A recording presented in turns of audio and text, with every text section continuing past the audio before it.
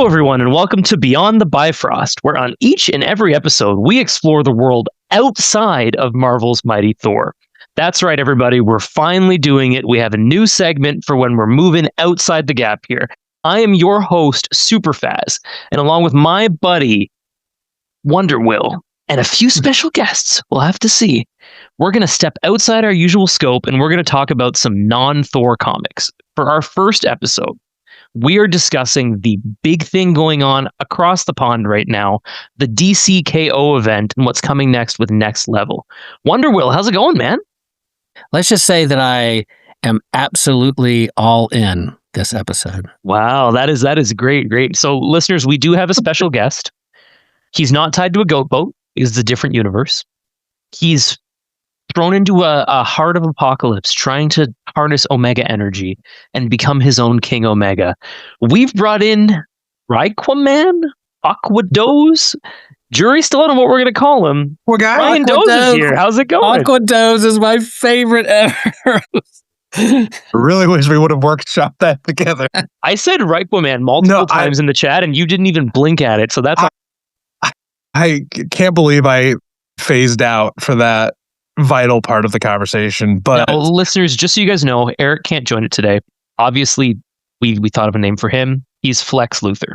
Everybody agrees. He is the strongest. He's literally at the gym right now at this time of recording. He's preparing to kill Superman in either All-Star Superman or Superman 2 Electric Boogaloo, whatever he's feeling. Electric Boogaloo. Pop and lock it. He's going to pop and lock him to death. Now, boys, but before we get too far into this, we're talking about DC K.O. today. So before we go that far into it, I want to know, both of you guys, what is your experience with DC recently in this current all-in era? I'll start with, I am reading every issue of Superman, every issue of Justice League, every issue of World's Finest, anything that has Superman in it, most Batman things, and then stuff here and there that people are telling me to read. So I have a very deep understanding of where DC is at right now. Is that because of the Superman movie that brought the hype level to like a whole new level? Or was this something that was lingering before and then the Superman movie just pushed you over the edge like a Kryptonian dog? I'm going to do the exact thing that you did earlier. It's absolutely because of the Superman movie, and now I'm all in on DC Comics. Yeah. Both of those things got me to give them a try, and since then I've been like, this freaking rocks. Superman is awesome, and now I'm wearing a Superman shirt as we're doing our recording. So that's how far we've come. Now, Will, how about you? How much recent DC have you been reading? Yeah, like in my current era of comic book collecting, I've shared this before, that I do follow favorite like creative teams. So like in terms of artists, authors, creators, if they're on a book and I really like them, I will read it. So Tom King is writing Batman, and then he switches over to write Mr. Miracle. Cool. I don't know much about Mr. Miracle, but I'm going to read Tom King's take on it. And so, I grew up on Marvel. I'm a Marvel head, but I've loved DC characters, Batman, Superman, Wonder Woman, Super Friends, since I was a little kid. And so I've dabbled into DC, and I would say this current run of All In, Absolute Universe, and DC K.O., they're just knocking it out of the park right now. I like my Marvel books. I like what's going on in Thor and other stories over in Marvel, but I will say DC right now has most of my attention, to be honest. Like I really like what they're doing, and I like this event. And as we, again, their tagline, all in. It's hard. All in. We're in. Totally with you on that, Will. Like I still read a lot of Marvel comics, and obviously I really like anything that's Thor related that's going on. But like the amount that DC is grabbing me right now with everything coming at such a high level is just crazy. Creatine and the art is great, and I will say that like the James Gunn even coming over to the DCU and the Superman movie and what's going on with Peacemaker, and then the hype level going into Supergirl with one of my favorite graphic novels of all time, Supergirl Woman of Tomorrow, that being kind of a base for a foundation of how they're going to do this movie. Like they just keep luring me in deeper for those things. They've got you hooked. What about you, Aquadoze? How much DC Comics are you reading right now? So I am, as Faz is alluding to, I'm a big fan of Aquaman. Aquaman is the DC equivalent to what Thor is for me over in Marvel. Wonder Woman is the DC equivalent of Thor. No, I said my equivalent. Oh, okay. In terms of how much you love it, not in terms of fandom. I'll read anything that Aquaman's done. Like, I have several recent Aquaman trades just over in my bookshelf, as I showed Will my Tom King street cred with my Mr. Miracle trade. I'm really also reading anything Mark Waid is writing for DC. Oh, yeah. So World's Finest is the most fun ongoing comic right now. And yeah, like that, just it scratches what the comics itch. are meant to be, man. That one is just Well, it's like I believe we said this on a DFIC Duo edition, where if you want to have fun with your favorite character, have Mark Waid write them for a while. Yeah, and it may not reset the paradigm shifting foundation on which this comic book universe is built upon, but you'll have fun reading a comic. And like you may enjoy it, you may laugh a little bit, you may like. He also tends, because he's Mark Waid, like they give him just the best artists. Like he had Dan Mora for that extended period of time, and now Ryan, how do you say his name? It's Gutierrez now, right? Is that the name of the artist? Yeah, Adrian Gutierrez. Adrian, that's what it was. Yeah, it's freaking awesome. And for those of you that may not be familiar with his name, he was up for the best newcomer artist for the Eisners this last year. So very, very qualified. Yeah. A similar style as Dan Mora, but great art. So World's Finest and Aquaman are really where I live. So reading, because World's Finest is in the past, then you don't really have much all-in and K.O. knowledge coming in. Yeah. No, and we'll get to this, like why my reading of Aquaman led me to suspect some things in DC K.O. But like I'll pop in and read every once in a while. Like I was collecting Absolute Wonder Woman for a while. I got a few of the first issues of Absolute Superman, but yeah, I just like it got a little too pricey for me. Yeah. But no, I generally really enjoy DC stuff, and I enjoy Superman comics too. I didn't go full bore into the most recent stuff like Faz did around Superman, but I love a good Superman comic. It's not even my fault, man. I think you make the case with Mark Waid being brought back in. I mean, there's some behind the scenes, tea and soap opera drama around Dan Didio and Mark Waid being kind of blocked. But then after Didio left and then Waid being brought back in, he knows his shit when it comes to DC characters and Superman and those things. So I think you can attribute this new kind of, I don't know what kind of era you call all-in era, or what kind of the resurgence of like popular DC and they're at the top of the sales. Not only, the Absolute Universe that we'll talk about, but Mark Waid bringing in and curating the tone and the characterization of these particular superheroes is why it's doing so right now, or at least resonating with old time and newer readers. I love that you use the word tone, Will. Like DC's tone overall is. Well, and that's because like Scott Snyder is all about comics are fun, right? Like the guy at the head right now, the one who's driving the bus on how we're narratively going, and the one who's choosing who you hire, he's all about let's have some fun, guys. I'm not here to make a one canon for all times. His last event was literally everything's canon now. Get off my back about this. Like everything is canon. They're just here for vibes. Like it's great. Yeah. It's a much better way to do it.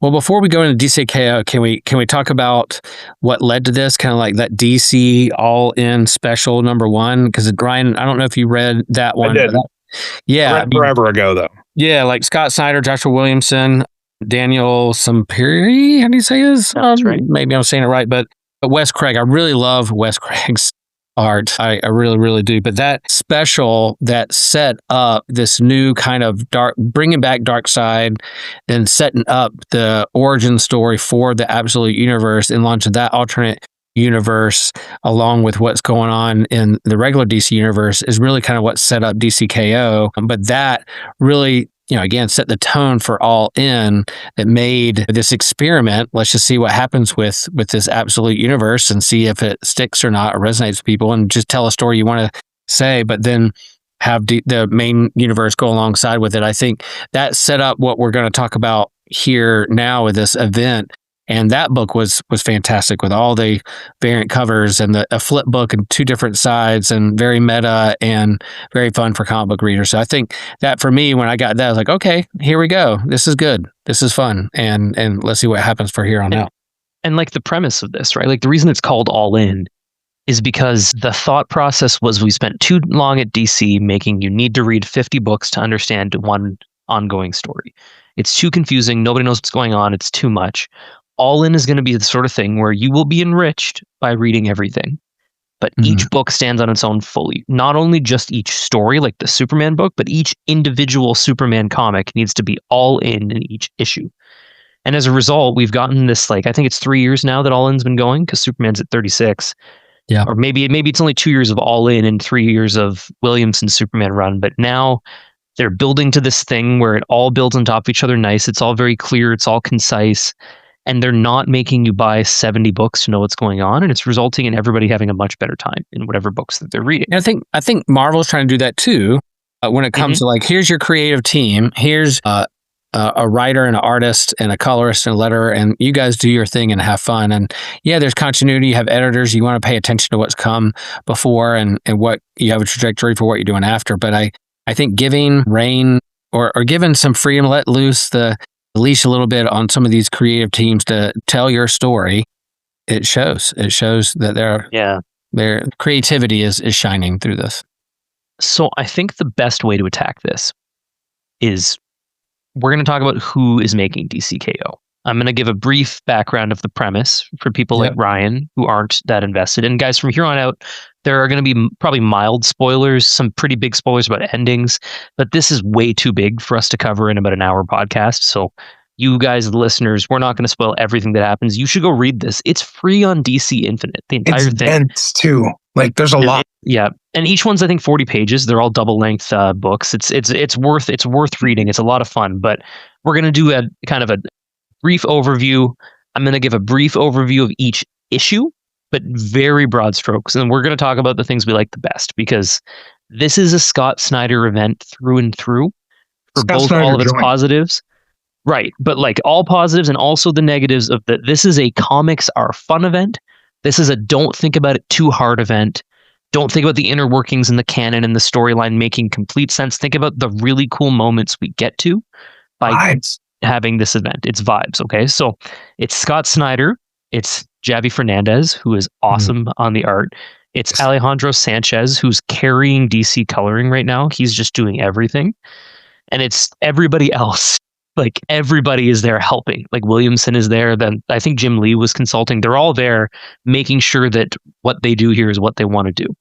The premise, guys, is that Darkseid has returned, like Will said. And he hasn't just returned. He's built up enough what's called Omega energy by creating the absolute universe that he can now remake our entire omniverse in his image. That's what he's trying to do. So he comes, wreaks havoc. Thankfully, I say with air quotes, the all-in storyline has been leading up to this. So we have a new Doomsday, who's Time Trapper, who has the ability to obviously move around time, who's trying to stop Darkseid. He gives the heroes enough of a heads up that they get to kind of fight and stop what's called the Heart of Apocalypse, which is the thing that Darkseid uses to control everything. Stay with me here, listeners. There's a lot of DC lore. And by stopping it for a second, they get to create a tournament of power. Here's why it was worth listening. None of that stuff matters, listeners. The point is, it's a 32-person tournament. Whoever wins becomes what's called King Omega. That's what KO is. And they get to rebuild the entire universe in their image. By starting this early and restarting the process, it's not Darkseid winning. He's not even here as far as we know. It's just all the heroes fighting. The villains they've locked away. Everything will be okay. It's just 32 heroes fighting over who gets to be the king and remake the entire universe. So that's our premise, guys. It's a tournament of power, which I think is a freaking sweet idea. Yeah. You have this. My favorite sporting event of all time is March Madness, college basketball. You fill out your brackets, you turn into ESPN, you see how many get wrong and how many get right, and they got to play the game. And so they basically created this Street Fighter, Mortal Kombat, March Madness bracket, and all the and see who's going to be the last one standing at the end to be champion, to be able to fight Darkseid, King Omega. And you have this quantum quorum of 4 like time lords, and what used to be Doomsday, now Time Trapper, being a part of that gives them a little extra time to get ready and prepare. And yeah, there's some surprises along the way. Well, what comic book collector or superfan hasn't gone to their comic store or sat around with their buddies and go, who would win between Big Barda and Wonder Woman? Who would win that fight? Or who would win between Aquaman and Hawkman or Swamp Or Thing? as we'll get to later, who would win in the 1980s version of this character versus the 90s version of that character? Yeah, exactly. So they have fun with this, and that's the fun of it, is you can agree with it or disagree with it, but let the artists and the creators just go to town and create a big super battle. Again, the pun can't be ever used of being all in. Like, yeah, I can't wait to see who wins and stands at the end and what the final battle is going to look like. Now, Ryan, do you have anything else you want to add about the premise, or do you want to jump into the first issue? Well, I like the premise. Like, I think tournaments are easy. Like, tournaments are an easy concept. It's just, how do you resolve it in a satisfying way? And I think when the brackets came out for this, like, I know there was an expectation, and that expectation kind of goes off on its own little path. But the idea of like putting your favorite heroes and villains in a bracket and being like, oh, well, so-and-so can't lose to them. And it's like, well, yeah, but we're writing this. Like, it's a story. So it's not just like, well, power set A versus power set B in a vacuum. That's not what this is. No, it's not power scaling, it's narrative. Yeah. So I think when I saw it for the first time, I was like, oh, it's like Dragon Ball. It's like when they're doing like a fighting tournament in Dragon Ball, how like they're just gonna get power-ups and power-ups and power-ups and power-ups and power-ups. And then at the end it's gonna be like, okay, then back to the status quo at some point. But I'm glad that like that didn't get executed the way I thought it was going to. And I was really happy with that. So that's my only thought is Dragon Ball. DC does Dragon Ball. Yeah, no, for sure. And I still can't believe that Harley Quinn got to go Super Saiyan 3, but it happens sometimes, I guess. Yeah. Yeah, baby. So listeners, now we're going to pivot to the first issue. So the first issue introduced a lot of what we just said there, caught everybody up on what DC's been up to, and it's a race. So this one is the first, I think, 16 people to get through the gates at the end. There's a lot of blocks in the way. There's things to fight, so on and so forth. 16 get through, 16 get wiped out. And there's a big twist, listeners. I know I told you that the heroes put the villains away and distracted them.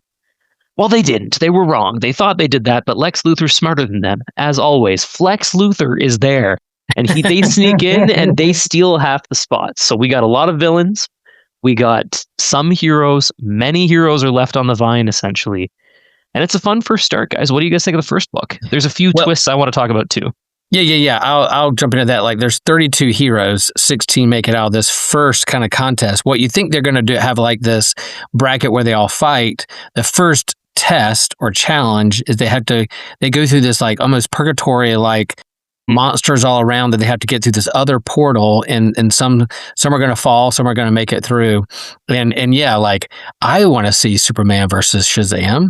I want to see Batman versus, Joker or whatever, who's going to actually kill the other person, whatever. But yet some heroes you expect is going to be there in your final four bracket, your Sweet 16 bracket, your Elite 8 don't make it because they don't even make it to the actual tournament, because on the way in this purgatory where they get stomped or killed before you're taken out of it. And I kind of like it that they brought in some new DC characters that you wouldn't expect to be in the Sweet 16 because, of course you think of Shazam and others, but no, there's some twists that happen here that catch you off guard. Even Superman, his shock face there on Billy Batson, mid-sentence of being able to say Shazam, he gets stomped and squashed before he can say it. So yeah, it's fun. It's fun. I love this issue. On that note, Will, I love that some of the most obvious people get eliminated right away. Yep. I'm not overly attached to any DC character. Even like if Aquaman had been eliminated in this first round, I'd been like, okay, whatever. So I loved that they pulled no punches eliminating certain heroes. don't know. Are we gonna spoil the one person that maybe? We have to, because it's going to spin off into something else that we got to talk about. Yeah.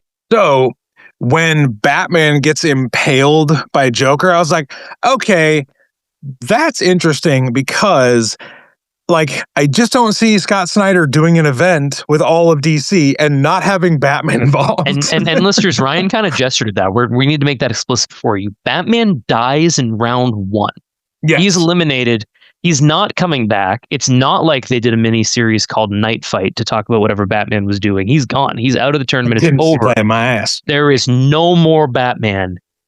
And maybe we'll talk about him in like 15 minutes. Who knows? But there's no more. Lanterns get eliminated. Oliver gets eliminated. Shazam gets eliminated. Jaime gets eliminated. Like, is this where Supergirl gets eliminated too? No. Is she one or is she later? I think she gets the next round. I love how Ambush Bug dies. Bug running, and one of that like elder god statues just like squish like a bug. I'm like, hey, it doesn't have to be freaking Shakespeare. It can just be straightforward funny. There were a lot of really funny things like that. They did a great job balancing the epicness with the silliness, very much Dragon Ball Z like. One thing we forgot in this setup is that it starts with Diana, Bruce, Clark, and Lois. Oh, the board game. I love that framing device. Yep.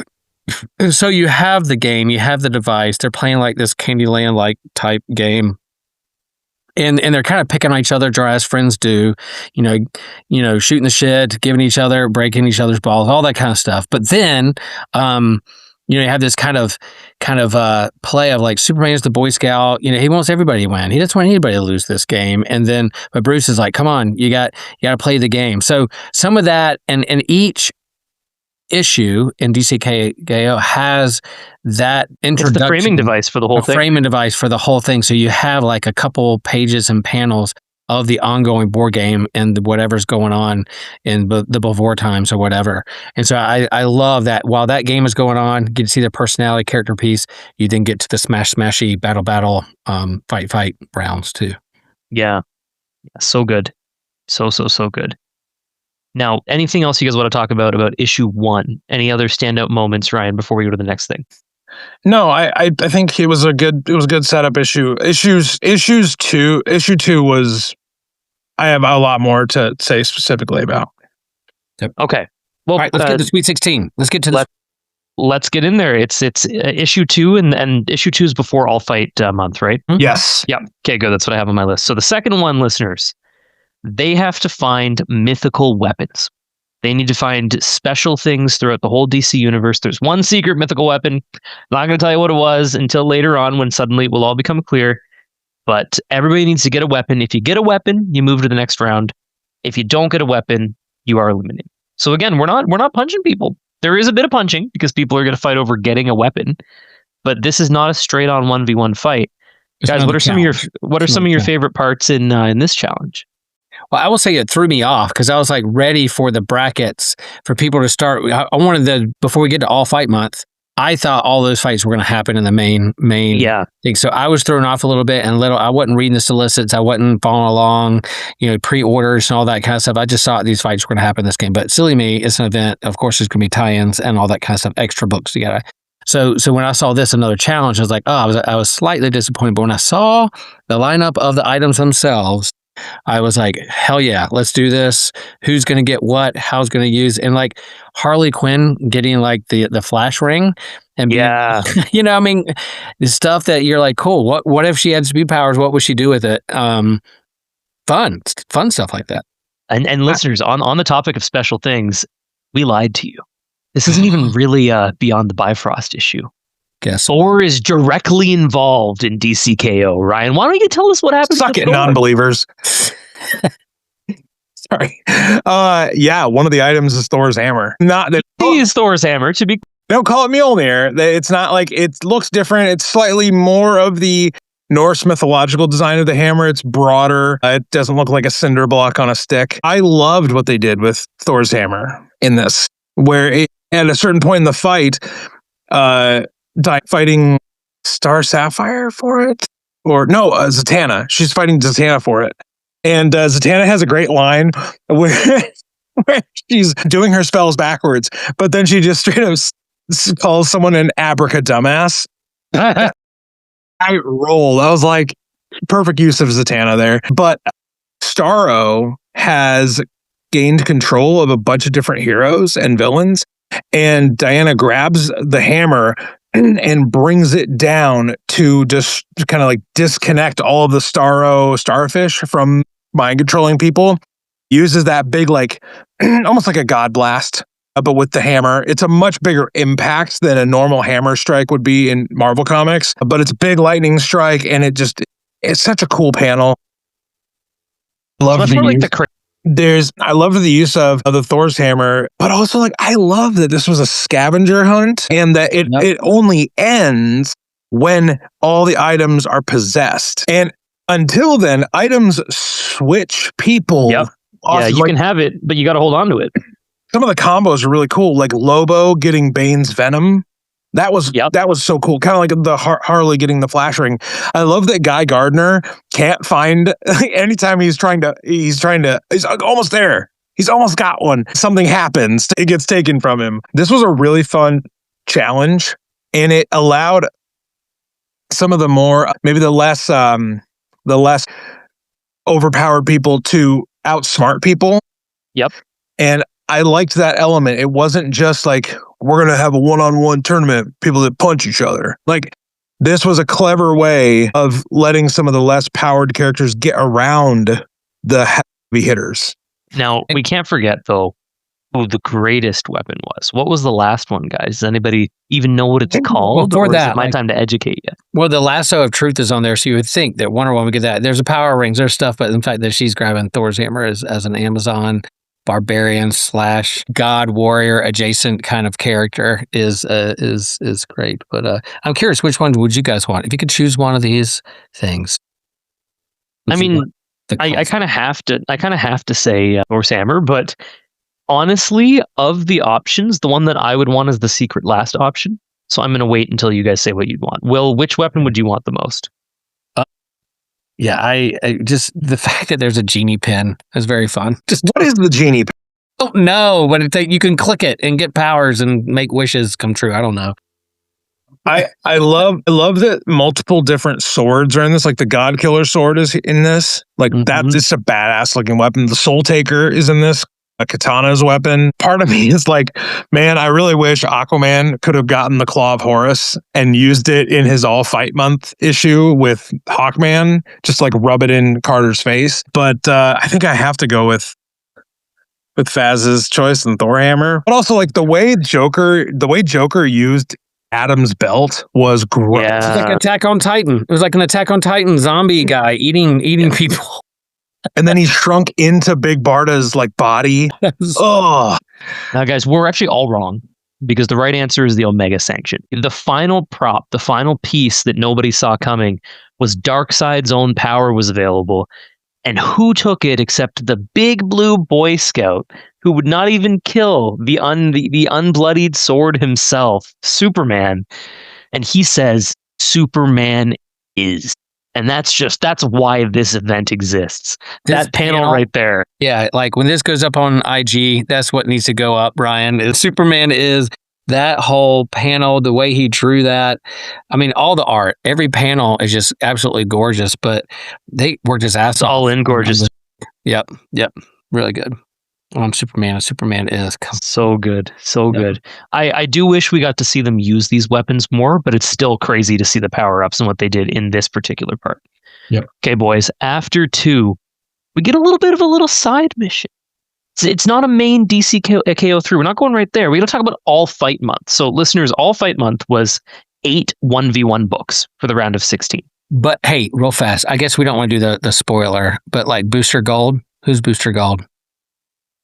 Gold's just a guy, man. He's just a guy. He's a good guy. He's never done anything wrong. Time traveler. They saved him from the future, and nothing bad happened. Booster Gold's great. We're trying to stir shit, Will. Yeah. I also don't remember when he sketches me out a little bit. Okay, move on. Yeah, he has weird eyes that kind of look like they have like a weird horseshoe thing, like the Greek letter Omega. Anyway, I'm sure it's nothing. I'm sure it won't matter. It's nothing. Yeah. All Fight Month, listeners, is a 2 out of 3 knockout fight between 2 pairs of people. And the way it works is you get to pick any version of yourself from the history of comics, not just the current DC timeline, but every comic ever. So I think the best thing that we should do, guys, is we should talk about one pairing that we enjoyed and what happened during that one generally.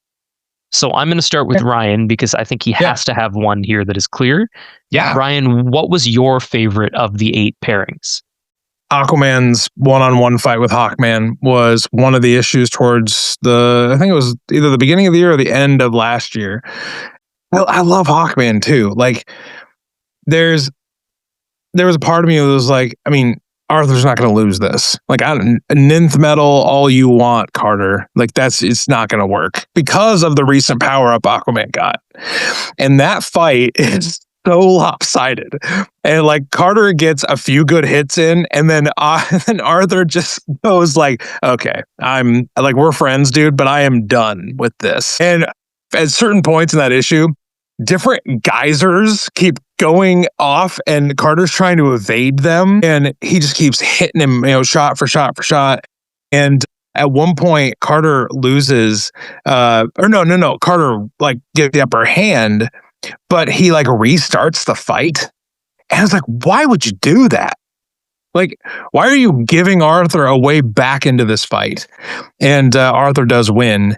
And Neil said, I don't think it was ever in doubt. But it made reading DC K.O. issue 3 much more impactful because of what Arthur chooses in that issue that I'll talk about when we get there. Okay. Chilliam, which battle was your favorite of the 8? Yeah, I'm going with Wonder Woman. Wonder Will picks Wonder Woman Lobo. Great one. I like the art. I like the fight. I like them sucker punching each other. I like the movement and the different eras that they choose each other and how they level up and fight this. And each one of these is 2 out of 3. So it's not just one fight, like each one is 2 out of 3. And these are the 8 tie-ins that I haven't learned my lesson. Like, I'm going to buy all of them. I'm going to read them. They're also all free on Infinite, listeners. If you just have DC Infinite, it's worth its weight in gold. I'm a floppy. It does feel better in tactile paper. You are correct about that. It does. So that's me. Of course, I like Superman and Adam, and then Red Hood Joker. Of course, we want to see that remake. What's happened, but Wonder Woman Lobo is fun, and Lobo's coming around in the live action this summer, and so he's gonna have his own book here pretty soon that I'm gonna hop right on, and that was my favorite one, really really good, and Wonder Woman's champion as she should be. That's a great one, listeners. I obviously have to go Superman and Captain Atom. It was really fun to see what they were doing, and it's great to see Superman wrestling. This is a Superman event. Everybody knows that. It's not just DC. It's specifically for Superman, and he's wrestling with the fact that King Omega requires you to behave like Darkseid to win. And that's the antithesis to what Superman is. So he doesn't want to fight his opponents. He doesn't want to battle. He doesn't want to play the game, and he has to. And seeing him realize that and go all in is very, very, very powerful. The art is really cool. I also want to give a bit of an extra special shout out to the Joker and Jason Todd one, because that's objectively the best one. We got revenge for what Joker did. And we got Jason getting some closure that readers have wanted for decades. And honestly, people were really nervous. The preview came out and people were like, oh my God. And it was leaked that Joker won with air quotes around it. And people were like, oh my God, Joker wins again. How could you do this? And the way they handled it, guys, is beautiful. You get the catharsis you need. Like, you need to read, if you're only going to read one from All Fight Month, it should be Joker and Jason. That is the most important one, I think.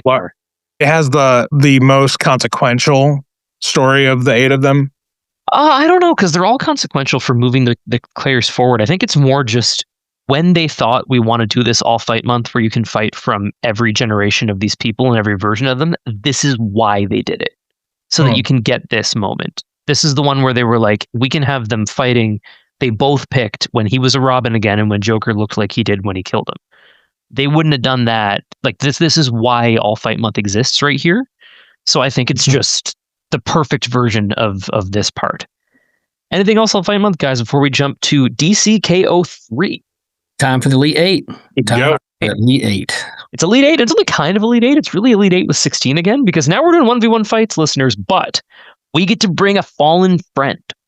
So we get to pick somebody who's gone down, or I don't even know if they had to be in the competition or if they just had to exist. Anybody. It could be anybody. Yeah. Yeah, tag team partners. Our wrestling friend Ryan, we can get some tag team partners. Does love wrestling, right? So this one, you get to pick a teammate, and you get to, and everybody was smart about it, which was really fun. You got to see kind of, don't just pick someone who's like really strong and have two strong guys. You're going to need something different, something that'll help. So guys, what did you think of 3? What was your favorite stuff that was going on? Well, I mean, obviously I loved Aquaman choosing Hawkman, giving him that redemption from their fight month issue. I loved that they had him face off with Lex, because I had this sneaking suspicion that Lex was like Superman winning the tournament or Wonder Woman or Batman winning the tournament. Almost seemed too easy for me. Yeah. And so I was Williamson's been redeeming Lex and focusing really hard on Lex, so you wouldn't be surprised.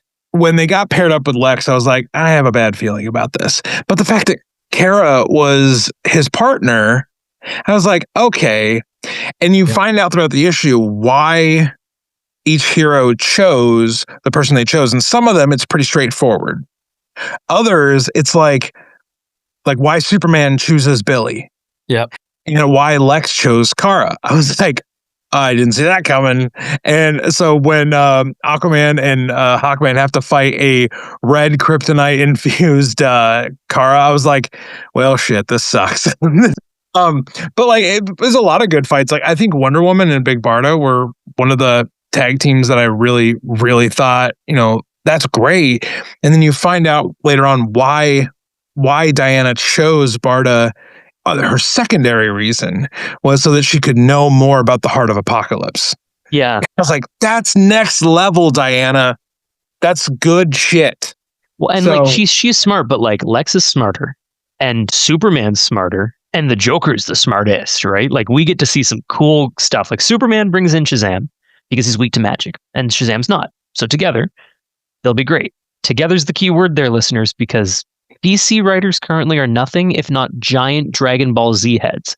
They literally put on Potara earrings, the earrings that create a fusion, and we get a fusion of Super Shazam, and it looks fucking incredible. It was awesome. And I'm actually shocked they didn't have Dan Mora do a variant cover, because he loves nothing more than Dragon Ball Z, and at some point they have to let him draw that character. But like with the earrings, guys, this entire book, it's not about the actual storylines, but little things like that, homages to some of the coolest stuff that's ever happened in media. Now, and if he levels up with Superman with Omega Energy, or now he power of Darkseid, now he's the power of Shazam, and you combine those together, you're just like, oh my gosh, yeah, it's really, really good.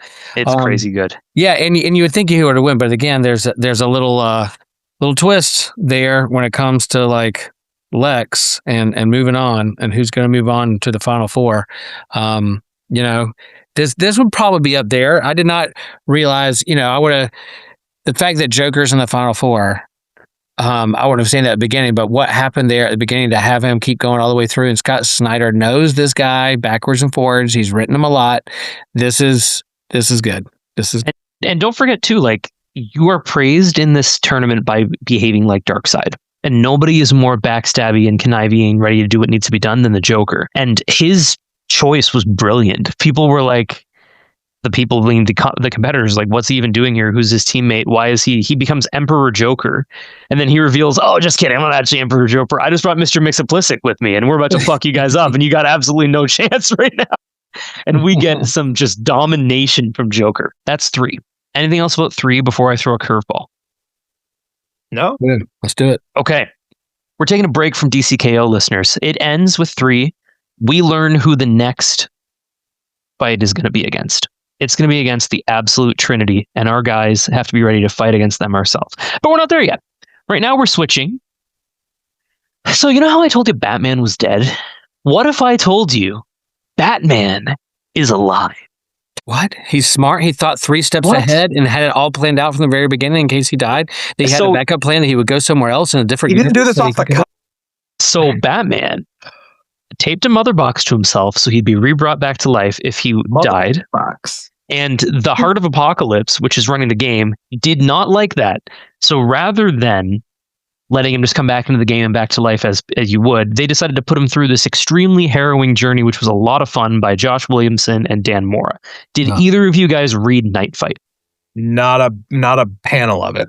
First issue, and then of course finances I would catch and see what happens later. Okay. I will generally go over it. I won't go too far in depth, but just so you guys know what kind of happens. So Batman is being tested. The Heart wants to show him what each of his Robins becoming Batman looks like. Specifically the three boys. The rest of them kind of come together at the end a little bit, but the Heart is trying to break him down to realize that his mission isn't worth fighting because they all do a better job than him. And if he would just be gone, then everything would be better. So the first one is Dick.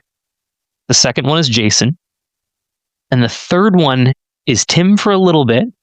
And then it cuts to Damian. And the fourth one is Damian's world. So the first one, straight up fight issue. He's fighting Dick. It's really interesting, good back and forth. He gets brought over to Jason. Jason has suffered greatly with Bruce being gone, and we get a really good issue there. The art for this whole thing, guys, is fucking crazy. Dan Moore is going crazy with this. Sweet. The third one with Tim is a really beautiful issue as well. There's so much catharsis the whole way, and the Heart keeps getting angry that Batman's just not playing the game the way they want them to. But the reason for Night Fight is Damian. Because it's not a fight. Bruce meets his grandson. Because with Bruce dying, Damian becomes Batman and saves Gotham, has children, and everybody lives happily ever after. And the Heart needs Bruce to decide, am I going to destroy this perfect world that I know isn't real, but is everything I've ever wanted in my entire life, to go back and fight in the Heart of Apocalypse battle? Oh. And what he has to wrestle with is that's why they did Night Fight. And you guys all should go read it, because it's like, it's not just to hit him up the whole time. It is so good. And without giving more detail, that's the pitch I have to give to you, because if you haven't read it yet and you weren't going to, you should read it for the fourth issue. And you should read the other three just to get to the fourth issue. It's pretty good sales pitch, man. And it ends with, something happened. We'll have to check back in with our guy Batman eventually. Something happening. But for now, like, perhaps he's dead, perhaps he's not. You'll have to find out next time on Dragon Ball Z. So, second thing, back to DC K.O. No, guys, because Time Trapper and the Quantum Quorum jump in and let us know, you idiots, you don't have nearly enough Omega energy. These absolute people are going to mop the Omega floor with you, all in, absolutely. So it's time to have a little fun little side thing where every property that's kind of associated with Warner Brothers but is not DC Comics is going to show up to help us beat them up. So we're getting boss battle, everybody. Superman's fighting Homelander. There are evil magic dolls. Mortal Kombat's in this one. Murderous bears. Red Sonja. So many crazy 1v1s to build up your own Omega energy to be able to compete with these absolute people. Guys, what did you think of the boss battle? I didn't know it was coming, and I just kind of grabbed it. And as I was reading, I was like, how did they get the license to do all these characters? Right? Yeah, I was just like, what are we doing? But it was fun. Again, adjacent, like, not just the DC characters fighting, but other properties and IPs. It was worth it. It was fun. If you're going to gather up some more energy and level up, then that's the way you do it. Very, very fun. And it's a fun kind of thing you can only do in this kind of tournament, so it's nice that they were able to do it. Yeah, like that and Superman and Homelander. Yeah, were probably the fights that most people came for. Like, but Joker and Annabelle, that's ridiculous. I know. Like that. I'm just looking at the list of the fights here because I know which one was my favorite, but I'm trying to think if there was anything from these other fights that I really loved. I don't really know who Samantha Strong is. Vampirella, not a character I'm really overly, invested in, but Sub-Zero and Scorpion fighting Plastic Man and Black Lightning. I'm like, I'm sorry, I needed 21 pages of this, and I only got a few. Like Sub-Zero is my favorite Mortal Kombat character, and seeing him against Plastic Man, I was like, take my effing money, man. This was great. The boss battle was super fun. Like, it was another one of those things that we said earlier. Like, that is a comic where I'm like, you got me. It's a team up comic. People that have listened to ATB for years know I love team up comics. That shit works for me. Boss battle was fun. Would you say it was Super Boss? It was Super Boss? It was Super Boss. Absolute it was Super Boss. It led to a boss crisis that I had. Yeah. And now you're all in about bosses, right? That's the takeaway. Infinitely. I'm infinitely boss about it. Fun. Infinite boss. Okay. 4. It's the absolute battle, guys. They're obviously mind controlled. The absolute heroes wouldn't do this on their own. They're plucked from the future and mind controlled by Darkseid. And there's 3 of them, and there's 4 finalists. So that's a little weird, right? Hey, do you think my hunch about Booster Gold's gonna come back around? I mean, it's like certainly possible, right? But like, why would Booster Gold be involved, Will? Like, why don't you explain to the class? Well, way back in a prelude issue of Justice League Omega Act thing, they send Booster Gold into this rift in time, whatever, multiverse, omniverse, whatever, and he's possessed by Darkseid. Yep.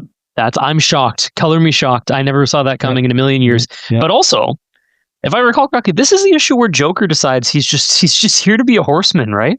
He's like, I don't even need to be a winner of this tournament. I got to kill Batman.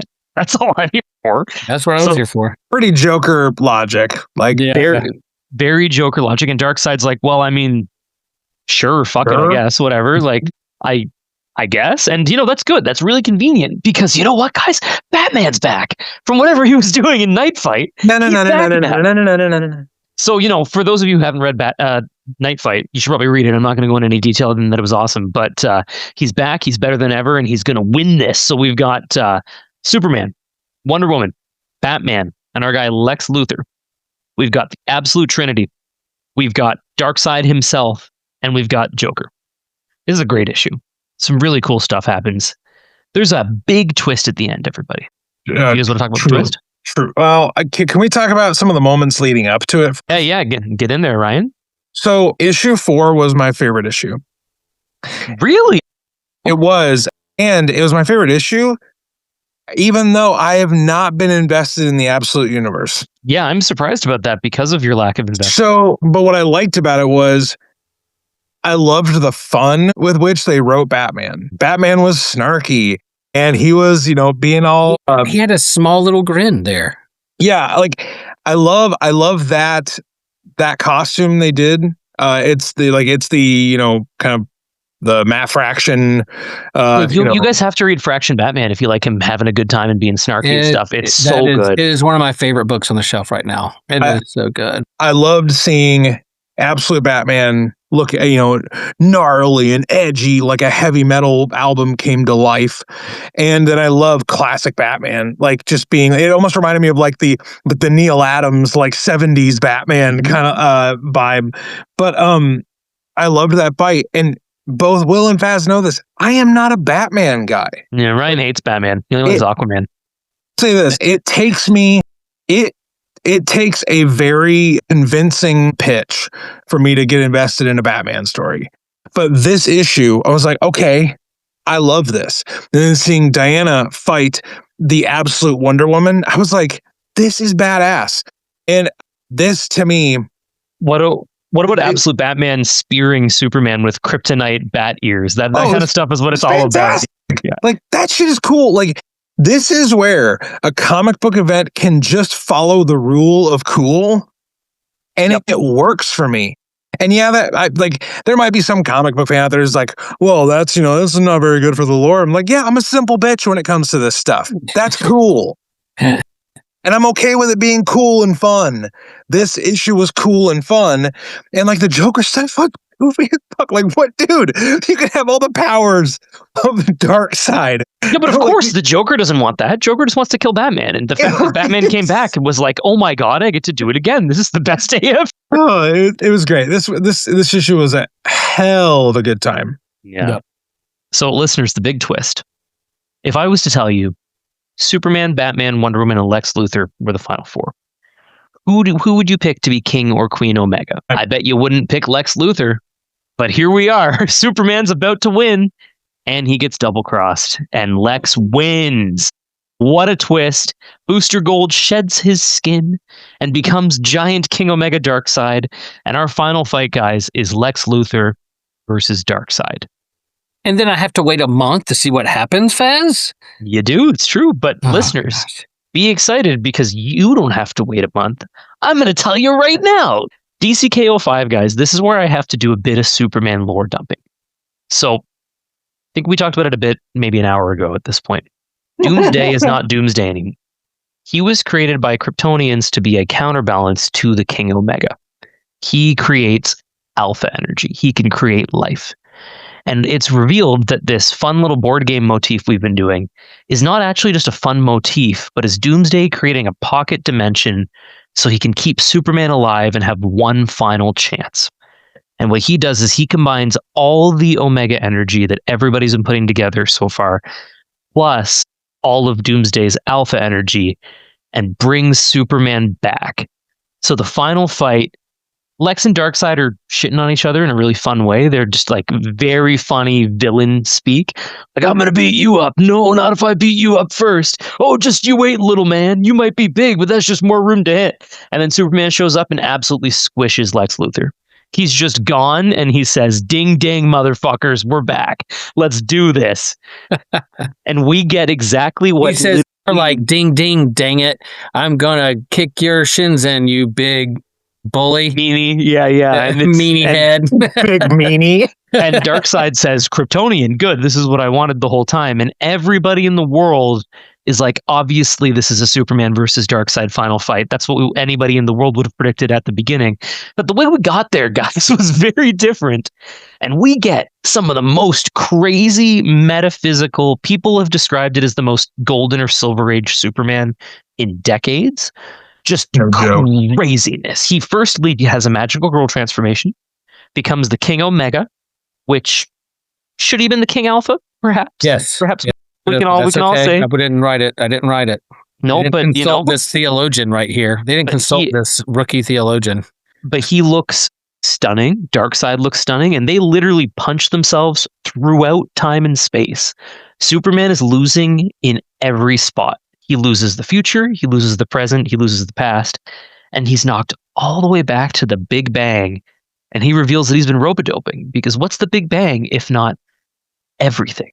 And he's able to win that moment and make it a full-on tie, keep the fight rolling, and be about to hit the final punch. And when he's about to hit the final punch, Superman does what Superman always does. And he repeats the thing he said in DC K.O. 1. He prefers games where everybody wins. And he does not kill Darkseid, listeners. He gives up his dream of a perfect universe, which he had been able to create and use, where everything was perfect and everybody was kumbaya-ing, because Superman is not about perfection. He is about choice and freedom and free will. And he decides, I want everybody back. We only win if we win. Can't be me winning. It has to be all of us. And he brings everybody back. He stops Darkseid, knocks him back into the absolute universe, and wins the day, turns into a metaphysical god, tells them all they have a second chance, inspires a number of villains to be good guys, inspires other villains to be double bad guys in this next level that's coming. To be double bad guy. And he disappears into the ether to come back after he's done something of value. Boys, what did we think of the final fight? Did it live up to the hype that we were looking for? Yeah, I was on the edge of my seat as I was reading to see what was going to happen next and what they were going to do. I try not to write it in my head. I mean, I'm not only, an amateur theologian, but also I'm pro-science. So the whole Big Bang and like creation unfolding again with dinosaurs and all that was like fantastic. I geeked out hard on that. But then as I'm reading, like the reason I'm a fan of comics, I love that page turn to see what happens next. And then when you page turn and he says, I'm just tagging them in, and there's a splash page of all the characters that you thought were gone, dead, or back again. Could you predict that maybe? Are they really going to go on a limb and create a whole new universe and just, DC's over from here on out, which is all through the lens of Darkseid or Superman? Of course not. They're going to bring these characters back. But I legitimately was surprised when I turned the page and was like, oh yeah, hell yeah. Like seeing that splash page and that's why I read comics. It's fun. It's entertaining. It's exactly what we could have predicted it, but they stuck the landing. They did exactly what we wanted. Ryan, what do you think of the end of DC K.O? So maybe it's just because I'm not overly familiar with Scott Snyder's writing style. But halfway through this book, I was like, we're laying it on pretty thick, Scott. And it's just like, they don't fight for 1,000,000 years. They fight for 1,000,000 years. And they don't go through this universe. They go through every universe. It's like, oh my God. The Omniverse, actually. Yeah. I was at like, and that's just maybe me as a reader, like the law of diminishing returns. Like you're continuously telling me how big of a deal it's like. It's Superman and Darkseid. I know how big it is. Superman and Darkseid for the universe. You don't need any more than that. I know. I was like, Scott, you got me, man. I'm in the 5th issue. You got me. And I told the guys, I was like, I got to the end of the 5th issue. I was like, I am exhausted. Like, I will say this, like, I loved, and again, this probably goes back to like, oh, you're just like a simple bitch, just everybody wins, group hug everybody. I'm like, yeah, but that's what I believe in real life. Like, yeah. That is me to my core. So when Superman lays down the sacrifice play, I'm like, that's what Superman would do, though. Good triumphing over evil like this is the only way that it makes sense for Superman. Like, he can't become Darkseid and rule with an iron fist. That's not who he is. There is enough, there's enough fucking cynicism in the world. I don't need it in my comics. So. Yeah, we can do dark and edgy shit, every once in a while, but sometimes I just want, Superman to do Superman shit. And this was not just power set wise, the artwork was gorgeous. Yeah, golly, come on. How many months it would take me months to recreate one of these pages. Yeah. And the fact that a human artist and human colorists did this, it's astounding. No AI. Yeah, none of that bullshit. The artwork was exceptional. And did Scott Snyder exhaust me with his profundities? Yes, he did. But I loved how the story concluded. Yes, it's leading to another thing, this absolute crisis. No, we haven't said that yet. What? It's a big twist ending. Sorry, the big twist ending is that there's another event soon. Listeners, this is why Ryan's not the host of Beyond the Bifrost. He's just throwing stuff out there in the middle of his rant because he doesn't like words. Come on, Ryan. Never mind. I will save that for another time, apparently. So, listeners, one of my favorite bits, though, is I swear to God, Baz interrupting Ryan and going, whoa, wait. What you forgot? wait, don't share. It's not my favorite. It's either Ryan forgot something and Faz has to fill in, or you're going too fast. You're about to tell you something that you're going to. It's one of my So before we get to that, though, as a Superman fan, listeners, reading every Superman comic of the last 5 years, this is the culmination of that story. And it's very cool to see them stick the landing on something like that. And now it's prime time, baby. Superman is no longer here. Superboy Prime is the mainline Superman. We're going to have some fun. But as Ryan just teased for you guys, and I say teased because we stopped him just in time, dear listener, this is not the end of Darkseid. This is not the end of the all-in universe. Act 2 begins, and the absolute crisis looms. Who could have seen that coming? Certainly not Ryan 2 minutes ago. I think he was about to share it, but that's okay. That's okay. Yeah, the big reveal. Yeah. Why do I even talk? There has been people who are comic adjacent or know they like comics who have asked me about the absolute universe who don't collect comics. So that's how extended it is with folks and friends and people who are barely comics, maybe dabble a little bit, but Will, are you reading Absolute? Should I read Absolute? I'm hearing about this. The hype is a hype real. So I think, yeah, as we share, would this, if Absolute wasn't doing as well, would this be the end and they defeated the absolute universe and they do something different? Yeah, but yeah, to keep this universe going, those characters going, I'm fine with that. And then a looming absolute crisis or crisis absolute or however they want to phrase it, I'm for that. And the Wes Craig art again is fabulous. I believe it's Absolute Absolution. I'm pretty sure it's Absolute Absolution, Crisis on Infinite, Crisis is Absolute Absolution. I'm pretty sure that's what they're going to call it. I was making an Al Ewing Immortal Thor reference. I know, and that's why I added 50 to it. Yeah. Is it the ultimate absolute crisis on ultimate crisis? Ultimate. Hey, listeners, we're losing the plot a bit. Guys, you've got to read DC K.O. It's a lot of fun. It's a very much comics are fun event. It's not a lore dump, canonizing, changing everything kind of event. It's let's throw all the toys into a big sandbox and let's have a blast.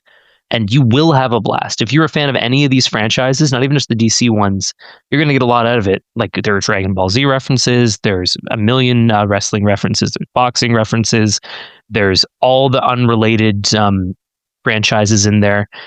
There's Marvel references like the God of Thunder himself.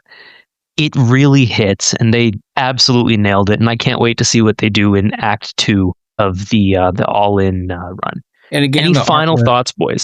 Yeah, just the artwork that gets you study each panel and know that like a human hand went from a blank page and grabbed a pencil and some ink and some colors and created that on the page of these images is worth it. It's marvelous. I guess I can't say that all across the Beyond the Bifrost.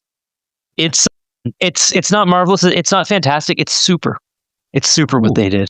I think it's wonder. Oh, it's wonderful, isn't it? Wonder, Will. That's so I can't nice. use mine. Yes, you can. Water. It's wet. And moist. It's wet. It's so moist. Okay, Aquados, any final thoughts on DC K.O? Do not say moist again. Yeah, no, I won't. This just it was a fun epic read. Like, did I know every bit of lore going into it? No, come on. Like, I don't have the time. But like, it was a fun read, and it gave me a similar feeling to like when I was reading King in Black and just breezing through it. And it's like, powers on powers on powers on powers, and then at least this big fight at the end.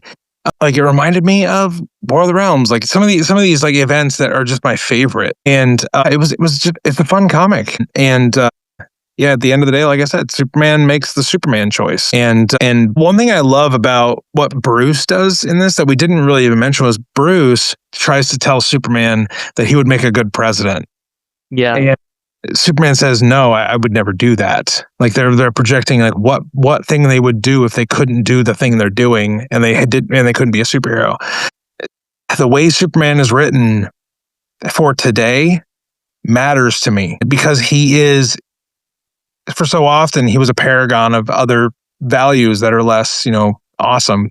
And now I'm just like, the people that are writing Superman now, they get it. And I'm glad they get it. And this event just reinforced that, and I love that. Ryan, you should read the Williamson Superman run. It's peak. I know I should. I actually have a bunch of the issues, like when Lois becomes Superwoman. Yeah, start it all in at 19 and just go. Yeah, okay, listeners, if we've kept you enough, Ryan's got kids to feed, Will's got parishioners to save, I've got cats to get out of trees. We have lots of stuff we got to do. Eric's almost halfway through his workout. It's time for us to get back on that Bifrost. We've been beyond it all day, but like a taxi, Heimdall's always there for us. So whether you are trying to prevent your universe's ultimate evil, whether that's a Thanos or something else, from wiping out everything that there is, whether you are fighting for the right to choose and the ability to fight for freedom, whether you're just looking at pretty pictures and seeing how freaking cool they are, whether you're fighting over millions and millions and millions of years, whether you're doing Dragon Ball Z fights, whether you're a wrestler, whether you're backstabbing people, whether you're learning about your son's potential grandson, whether you're using Thor's hammer, but I swear this isn't a Marvel comic, whether you're sacrificing it all to save everybody, just do one thing, guys. Actually, do two things. We're beyond the Bifrost. Stay super and stay worthy.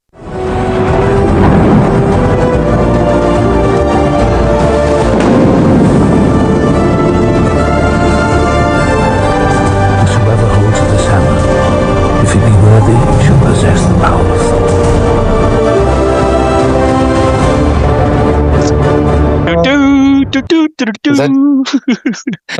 Okay.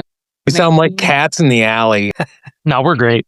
We're good. John Williams would use us instead of his 50 piece orchestra.